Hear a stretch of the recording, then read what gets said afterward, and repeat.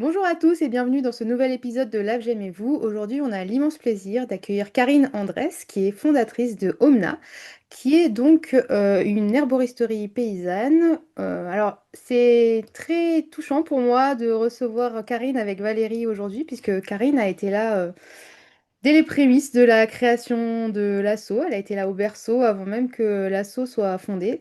Elle nous a beaucoup soutenus et aidés dans tout ce qui était réflexion stratégique au moment du lancement. Donc c'est vraiment un réel plaisir de pouvoir échanger avec Karine aujourd'hui.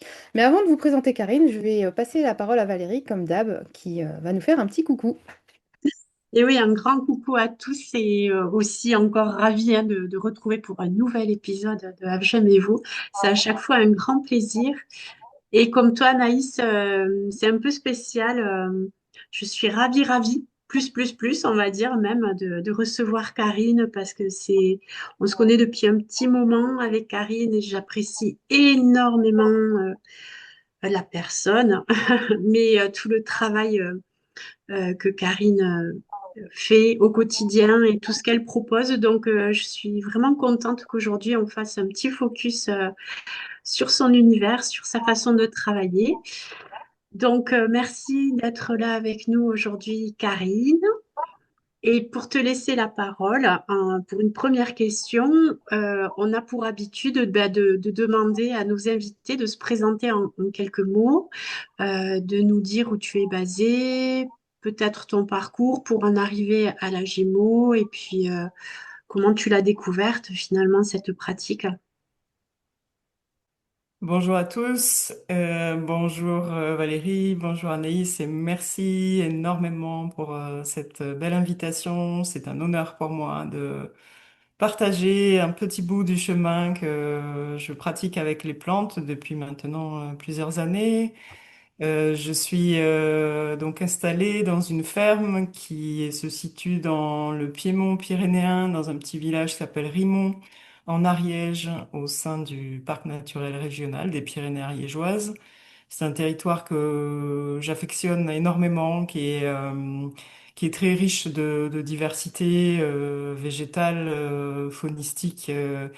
Et qui est encore, qui fait partie pour moi encore des territoires un peu préservés. Voilà, on est installé à 600 mètres d'altitude avec un jardin de 5000 mètres carrés, des prairies naturelles de 5 hectares. Et voilà, nous proposons une gamme de gémothérapie, phytothérapie et produits de soins à destination des humains et des animaux. Pour me présenter un peu plus spécifiquement, moi j'ai une formation d'ingénieur géologue et avec un rapport en fait à ce métier qui est quelque chose de très minéral. J'ai fait ce choix de ces études au départ parce que j'étais tombée dans l'enfance en arrêt devant un reportage de d'Arun Taziev et de Maurice Kraft qui parlaient des volcans et notamment d'une manière assez poétique, faisant un rapport comme quoi une éruption volcanique ou un volcan, c'était comme une maman qui enfante en fait. Et de ce jour-là et ces images, j'ai ressenti la vibration de la Terre et ça a été voilà quelque chose qui m'a touché de façon très profonde et qui a fait que j'ai orienté ensuite voilà mes études dans ce domaine. Euh, En termes de parcours, j'ai travaillé dans l'industrie et dans l'addition. Je vais pas forcément m'arrêter spécifiquement là-dessus, mais les plantes sont venues très tôt dans ma vie. D'abord avec une initiation avec ma mère qui était très sensible à l'homéopathie, qui essayait voilà toujours de régler un peu les maux du quotidien avec des méthodes naturelles. Donc j'ai baigné là-dedans, du moins en matière de soins plus sur ces aspects-là que sur des aspects pratiques de jardin ou d'écologie, hein. Très peu d'initiation en termes de botanique notamment. Mais une fois arrivé à l'âge adulte, toujours dans une recherche de prévenir ou de se soigner le plus naturellement possible, j'ai étudié les plantes d'abord pour moi-même de façon autodidacte et puis après plus spécifiquement avec les huiles essentielles et puis le temps passant, les années passant, ben, de plus en plus sur les sujets de phytothérapie pour finir à opérer un virage professionnel drastique de retour à la nature et de décision d'installation d'une herboristerie paysanne. Voilà. Du coup, la cohérence, elle est que ce rapport à la minéralité, je le retrouve moi aujourd'hui dans quelque chose qui est primordial avant même toute forme de récolte ou de cueillette, qui est le soin du sol. Et qui est finalement le premier acte de notre projet, qui est de prendre soin du sol, des plantes, de la nature, bien sûr, des animaux et des humains, et qui est donc l'essence du projet. Voilà, en route depuis maintenant 8 ans, exactement. Voilà. Super, merci. Et du coup, comment la gémothérapie s'est intégrée dans cette vision globale? Alors, super intéressant ce que tu évoquais sur le fait que ton amour initial ressort en fait avec cet intérêt, cette protection et cet équilibre au niveau du sol. Est-ce que tu dirais que c'est ce qui te démarque dans ton utilisation, enfin dans ton rapport à la gémo, ou est-ce qu'il y aurait autre chose que tu souhaiterais nous partager? Alors, pour pouvoir réaliser ce projet, j'ai fait une reconversion professionnelle et une formation donc en agricole hein, pour produire et apprendre à produire et transformer les plantes aromatiques et médicinales. Et j'ai eu la chance vraiment dans cette formation de pouvoir avoir un programme qui était à la carte et très diversifié en termes d'expérience, en fait, de pratiques, de personnes visitées, de groupements professionnels, de centres de formation. Et c'est à cette occasion-là, en fait, que j'ai découvert la gémothérapie qui était, à ce moment-là, on était en 2017. Je ne veux pas dire que c'était les prémices parce que ça date bien sûr de bien plus avant. Mais en tout cas, dans les formations, c'était à peu près à ce moment-là qu'il y avait des modules qui se sont montés. Et j'ai eu la chance de rencontrer des producteurs, transformateurs passionnés de ça, qui m'ont transmis ces préparations, cet amour en fait, et comment dire, et le caractère aussi, je trouve, innovant de cette branche à part entière de la phytothérapie. Sont des producteurs qui sont installés en Corrèze, là, avec lesquels j'avais discuté de ça, Audrey Benavent et Julien Barato, qui m'ont transmis en plus le côté extrêmement professionnel dans la nécessité en fait de réaliser ces préparations, le côté aussi scientifique, la recherche, hein, voilà, de comprendre comment ça marche, qu'est-ce qu'il y a derrière, pourquoi est-ce qu'on utilise la gémothérapie. De mon côté, en fait, il y a euh, pour moi, on est une équipe en fait sur l'ensemble des territoires, que ce soit en France ou ailleurs, de gens qui sont engagés dans la production et la transformation de ces préparations. Donc en ça, on partage des méthodes communes. Euh, Peut-être que une des différences, ou en tout cas quelque chose à moi qui me tient à cœur, c'est à la fois de pouvoir intégrer d'un côté, des savoirs qui sont des savoirs scientifiques et qui sont issus de travaux de gens qui nous ont précédés, des médecins, des pharmacologues, des autodidactes, mais très, très engagés aussi techniquement, qui ont ouvert la voie de ça et qui ont laissé des traces et des écrits dans ces domaines qui permettent aujourd'hui d'avoir un certain nombre de protocoles et d'asseoir une pratique de fabrication. Et de l'autre côté, ce que j'apprécie énormément d'avoir et qui figure dans ma pratique, c'est d'intégrer ce que les arbres et les plantes nous demandent d'intégrer et donc de se mettre à disposition finalement de ce règne végétal pour pouvoir venir témoigner de ce qu'ils ont à raconter et qui forcément se retrouvent ensuite dans le flacon préparé. Voilà. Donc, en fait, Karine, tu as répondu à une question qui, je pense, démangeait Anaïs. Et tu as répondu avant même la question.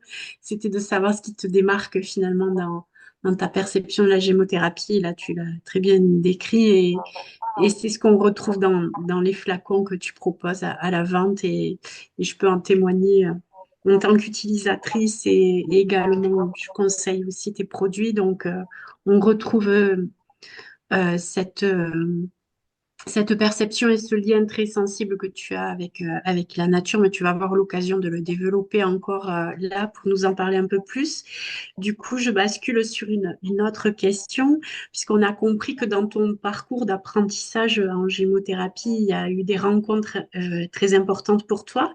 Et est-ce que tu aurais eu d'autres sources comme des références de livres, de sites web ou autres qui t'auraient inspiré ou guidé dans ces apprentissages?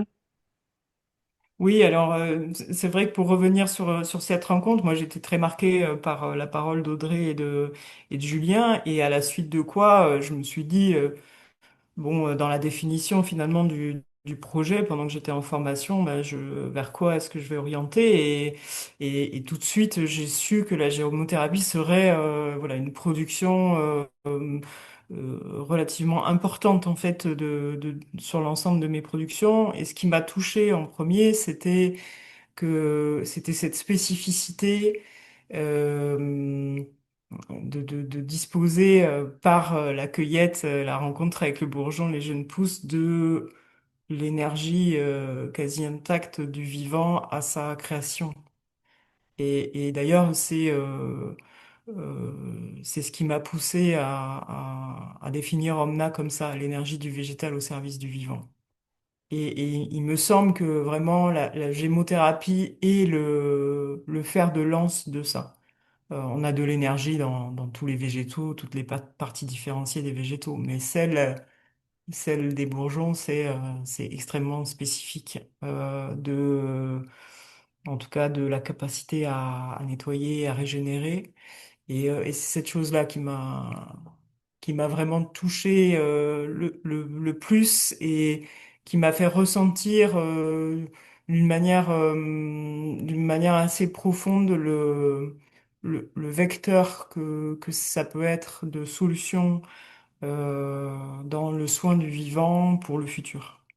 Et du coup, aussi le fait de percevoir que quelque part j'avais, et je dis on parce que c'est nous, l'AFGEM, il me semble qu'on partage ça, euh, on a un devoir en fait de faire connaître, de protéger, de transmettre, de continuer aussi à analyser, chercher, creuser, affiner. Toutes ces propriétés, toutes ces énergies qui se dégagent de ces tissus embryonnaires. Et parce que dès maintenant, mais demain encore plus, on aura besoin de ça. Et voilà. Et alors, en termes du coup, pour revenir à ta question, Valérie, en termes de sources d'inspiration, de sources d'acquisition de connaissances, moi, j'ai d'abord basé mes recherches sur les publications scientifiques, parce que c'est aussi ma formation hein, qui est comme ça. Et évidemment, Philippe Andriane, son traité de gémothérapie a ouvert le bal. Et derrière, je dirais l'ensemble des publications qui sont publiées par cette belle maison d'édition que sont les éditions Amiris, et en particulier le précis de gémothérapie de Pitera, que je trouve une ressource extraordinaire et qui est enfin, c'est relativement rare de trouver des publications scientifiques aussi approfondies avec une transmission comme celle-là. Donc, vraiment des gens qui ont ouvert la voie dans le champ de recherche et qui donnent, en fait, entre guillemets, cette information accessible au grand public, c'est quand même assez rare. Ensuite, dans dans les publications aussi scientifiques, je trouve une ressource et pour lesquelles c'est vraiment bien, après, pour le coup, de croiser, c'est la vision de Franck Ledoux avec la phytoembryothérapie qui est aussi euh, qui a rajouté une dimension créative, je trouve, à une appréciation scientifique et médicale. Donc le livre est particulièrement bien illustré. Et pour finir, alors parce que en fait, je n'aime pas trop choisir dans les publications. Je trouve que ce sont des ressources qui sont toutes à disposition et je dirais qu'aujourd'hui, en fait, il n'y a pas assez de bouquins qui sont écrits sur la gémothérapie parce que finalement, même en sciences, chaque équipe médicale ou pharmacologique amène une pratique, une expérimentation qui est différente et il y a une richesse à croiser les regards.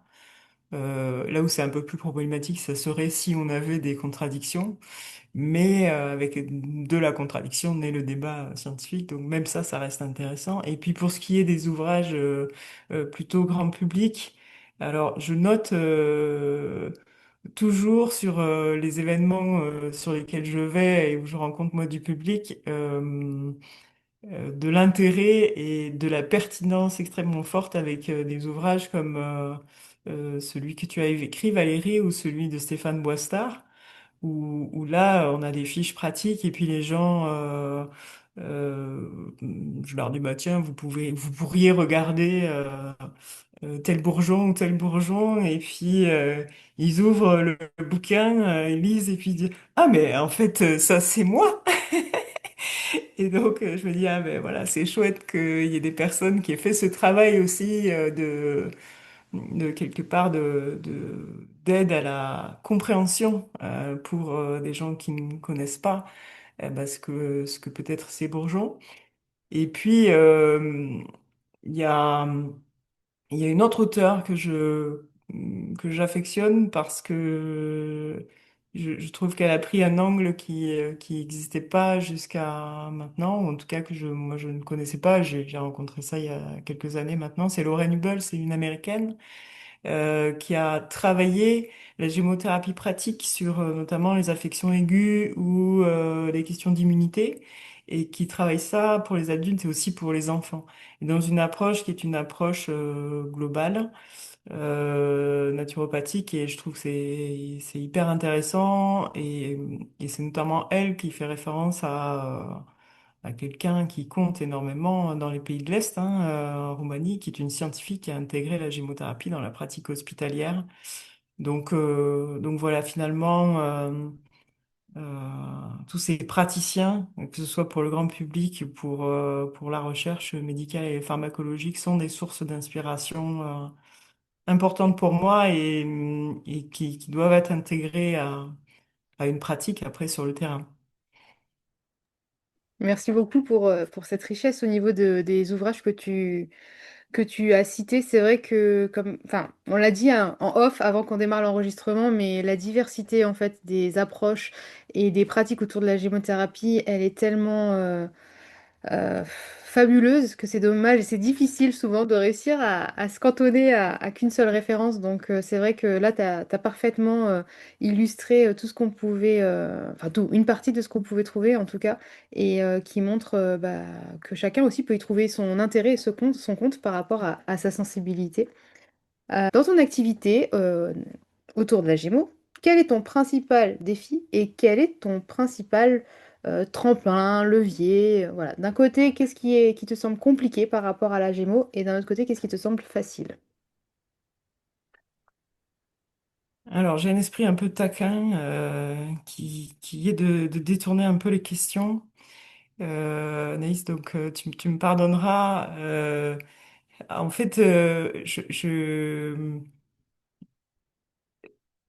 dans ma pratique personnelle, j'évolue vers euh, davantage la polarité que la dualité. Et donc, les défis ou la facilité sont pour moi de l'ordre de la dualité. Donc, je ferai une réponse qui sera davantage polarisée, plus intégrative. Et pour moi, en fait, cette réponse, c'est que la gémothérapie, c'est un engagement. C'est un engagement de soi qui demande d'être présent au bon moment, au printemps. Euh, En soi, ça peut être un défi, hein, parce que en fonction de comment on a passé l'hiver et comment on se réveille de l'hiver, être présent au moment où les bourgeons s'ouvrent, quand la saison démarre très tôt, parfois avant le 15 février pour certains bourgeons, on peut ne pas être prêt. Et pourquoi je parle d'engagement? Parce que du coup, si on est dans cette activité-là, bah, il faut être là et du coup ça demande de réaliser un travail intérieur pour pouvoir être là si les conditions de sortie d'hiver de façon personnelle ne sont pas réunies pour qu'on y soit. Euh, donc c'est oui, c'est une sorte de défi et en même temps c'est vraiment une écologie personnelle parce que ça sonne le réveil du corps. Et donc cette transition de l'hiver au printemps qui parfois est délicate et ça nécessite que finalement de mon côté je prenne soin de se réveiller au printemps. Donc ça quelque part c'est la fin du travail d'intériorisation de l'hiver et qui, parce que j'ai un engagement vis-à-vis de ces végétaux, vis-à-vis aussi du coup de mon activité professionnelle, que de lancer ma saison avec la gémothérapie, eh bien, à l'intérieur de moi, il doit aussi s'opérer ce réveil dont je dois prendre soin. Euh, c'est aussi un engagement dans le fait de savoir où cueillir, ce qui nécessite d'avoir repéré des sites à l'avance, ce qui nécessite d'avoir appris en fait à reconnaître les végétaux par leurs bourgeons. Moi, il y a quelques années, comme je l'ai dit, hein, je ne suis pas d'une famille ni de botanistes ni de gens ni élevés dans la nature ou la pleine nature avec cette éducation-là. Donc, j'ai eu la chance de trouver un ouvrage qui m'a aidé à reconnaître les arbres par leurs bourgeons avec une sorte de méthode de type rébus que je trouve extrêmement amusante et qui est scientifique en fait, hein, et presque je sais mieux reconnaître les arbres par leurs bourgeons que quand ils ont leurs feuilles. Et ça, ça fait aussi partie intégrante de l'engagement que d'assurer en fait de façon rigoureuse que ce qu'on cueille, ce soit le bon bourgeon du bon arbre hein, au bon moment en fait. Oui, ensuite en matière d'engagement, pour moi c'est important d'être dans une dynamique d'enrichissement des savoirs pour de la connaissance en fait pour la préparation de ces macérats. Et donc j'ai acquis une certaine pratique, j'ai été me former auprès de différentes personnes, mais pour moi c'est pas quelque chose qui est figé. Et chaque année, quand je reprends pendant cette période-là ces macérations, ben, je me repose régulièrement des questions. Et d'ailleurs, là, je trouve que ce qui nous manque, hein, et ce pourquoi moi je lance pour le coup un petit défi à l'AFGEM, c'est vraiment d'arriver à rassembler ces pratiques-là, pouvoir les partager peut-être je fais un rêve fou, hein, élaborer des cahiers des charges techniques et de cueillette et de transformation qui feraient ensuite une sorte de garantie aussi de qualité. En tout cas, moi, dans ma pratique, il y a cette volonté-là de à la fois être dans quelque chose de la valorisation maximale de ce qui est exprimé par le potentiel de l'arbre et donc d'être présente dans la nature au bon moment le plus possible au stade optimal hein, de la cueillette et puis d'aller au bout de ça jusqu'à l'étiquette en fait du flacon qui va contenir toutes les mentions nécessaires, le contenant qui soit le plus protecteur possible du produit voilà, et d'avoir un processus qui de bout en bout soit à la fois rigoureux et intégré de la partie subtile. Et il y a en fait quelque chose qui me paraît aujourd'hui une nécessité, qui est une sorte de défi sociétal, hein, en fait, c'est la coopération. Euh, Aujourd'hui, je l'ai dit, on peut appeler ça une tribu finalement de paysans herboristes, producteurs de gémothérapie. Chacun fait un peu, pas dans son coin, mais il y a besoin énorme de partage. Ce que font les arbres quand ils nous transmettent leur vivant, quand on les cueille, qui sont aussi à même à communiquer un certain nombre d'enseignements, c'est de la coopération qu'ils ont avec nous. Cette coopération, elle est fortement présente dans la nature, avec par exemple les mycorhizes, les pollinisateurs. Et donc pour moi, tous artisans de gémothérapie que nous sommes des coopérateurs avec en fait ces végétaux, ces arbres. Et notre plus gros défi, en fait, aujourd'hui, c'est celui-là, c'est d'arriver à se rassembler pour former coopération, et plus que individualité en tant qu'artisan, producteur de ces macérats. Euh, voilà. Donc, pour moi, euh, si j'avais à former un souhait, ça serait de d'écrire un ouvrage collectif avec l'AFGEM sur la gémothérapie, peut-être ces cahiers des charges de production et de transformation dont j'ai parlé, donc ça fait déjà trois souhaits.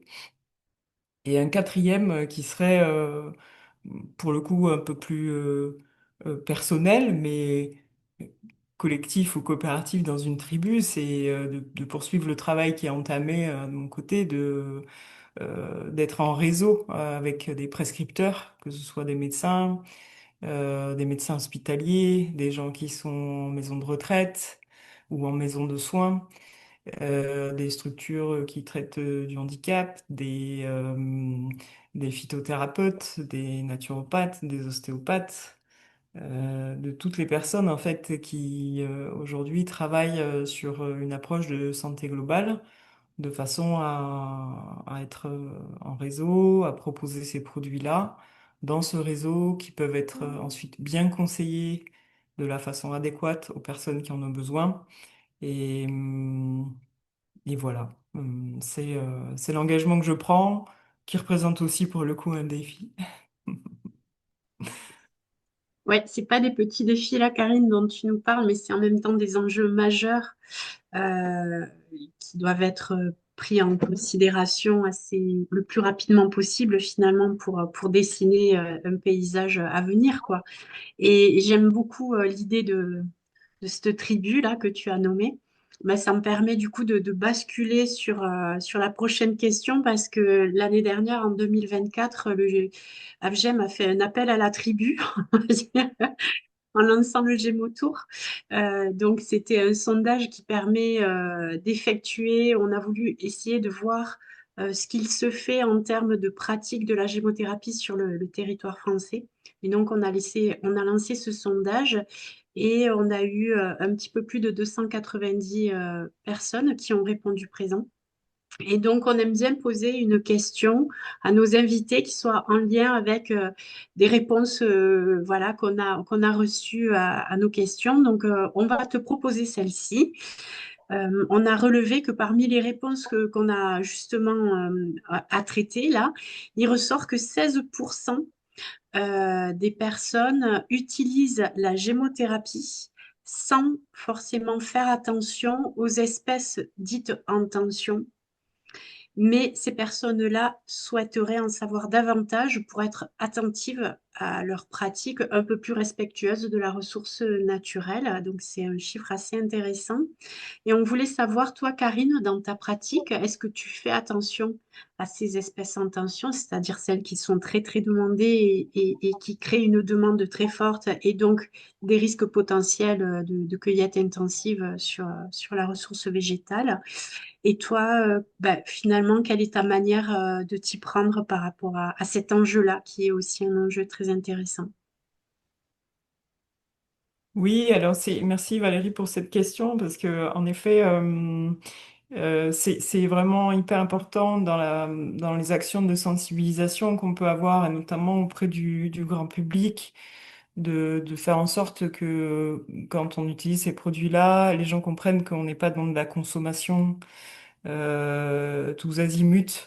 Ouais, il y a beaucoup ça avec les huiles essentielles, hein, et c'est dramatique, quoi. Je trouve d'avoir une production de quelque chose du végétal qui est de l'ordre de la bombe atomique, hein. Quand on parle d'huile essentielle, c'est une concentration extrêmement forte de certains principes actifs. Et aujourd'hui, on a ça avec les huiles essentielles parce que c'est marketé, parce que voilà, c'est à la mode, que ça a été démocratisé, etc. Le risque, il est exactement le même hein, sur la gémothérapie. Donc, de mon côté, en fait, en termes de pratique sur la ferme, j'ai décidé dès le départ, dans le cadre du projet, d'installer et donc de cultiver toutes les plantes que j'allais transformer. C'est partiellement vrai aujourd'hui pour la gémothérapie, puisque comme il s'agit d'arbres ou d'arbustes, il faut beaucoup de temps pour installer ça, que sur le domaine, on a la chance d'avoir beaucoup d'espèces endémiques qui sont dans des haies plantées ou sauvages sur lesquelles on peut prélever. Donc d'une part, je suis une productrice très modeste hein, de ma serre de gémothérapie, c'est une vingtaine de kilos par an au maximum. Et donc c'est vraiment une toute petite production à échelle humaine. Et du coup, dans le projet, dans les prairies, j'ai dès la première année en fait implanté toutes les essences d'arbres et d'arbustes qui seront cueillies dans le futur sur la ferme, avec une double visée. La première qui est de rendre en fait à la nature ce que je prélève aujourd'hui en sauvage sur des haies existantes. Les prélèvements sont très parcimonieux. D'une année sur l'autre, c'est pas au même endroit. C'est toujours un bourgeon sur trois, parfois moins. C'est dans des zones qui sont sauvages, donc souvent difficiles d'accès. Et de toute manière, voilà, il n'y a pas une ressource à foison non plus.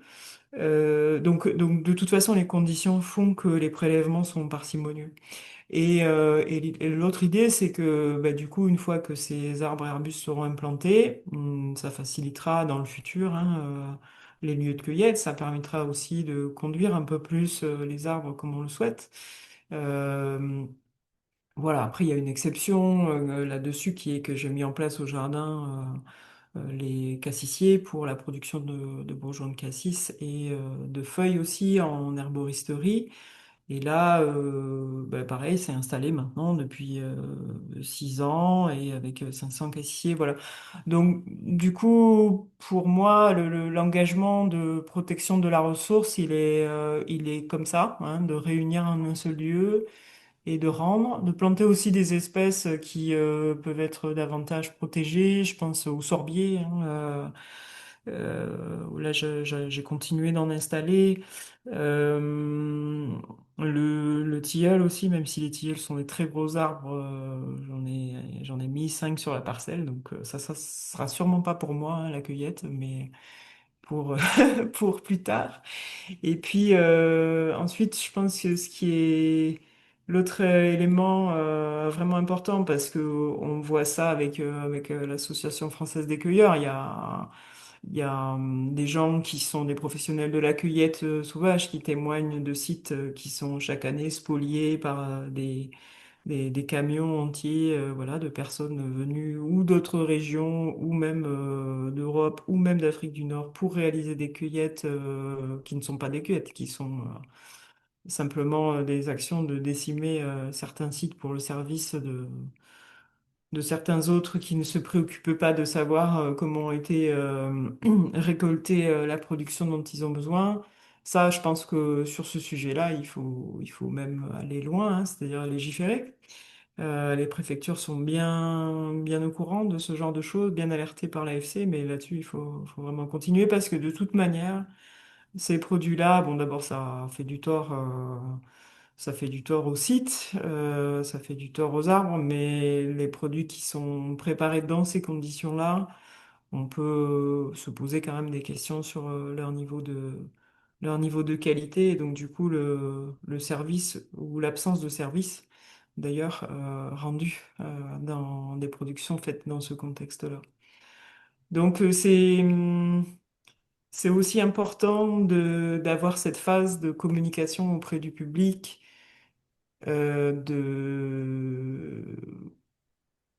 que dans toute chose, on doit rechercher aussi l'économie, hein, la parcimonie, et que 5 gouttes de macérat, c'est bien. Et que si c'est 5 gouttes, c'est pas forcément 15 quoi. Euh, voilà. Merci Karine pour ton partage sur le sujet. C'est vrai que c'est un vaste sujet, ça aussi. On en parle énormément avec les différentes personnes engagées au sein de l'AFGEM, puisque c'est récurrent, ces interrogations, et puis cette volonté surtout de sensibiliser au maximum les personnes qui sont pas forcément toujours au courant de ce qui se passe en amont et en aval de la filière, et de créer des passerelles pour savoir en fait qu'est-ce qu'il y a à chaque, enfin, de chaque côté du flacon en fait. Ça, c'est vrai qu'on n'a pas forcément conscience de cette réalité-là. Donc merci beaucoup. On va te poser une autre question maintenant qui n'a strictement rien à voir. Alors la question traditionnellement c'est pourquoi adhères-tu à la l'AFGEM? Alors pour toi la question elle est légèrement différente, puisque on ne peut pas dire que tu as adhéré à à la l'AFGEM puisque tu as aidé à la co-construire, mais qu'est-ce qui t'a emballé dans cette idée, ce projet d'association initialement? Alors pour moi déjà c'était une idée novatrice puisque c'est un type de structure qui n'existait pas en France, que l'ambition est grande de vouloir réunir des professionnels de différents horizons dans un même endroit pour faire que le dialogue ait lieu.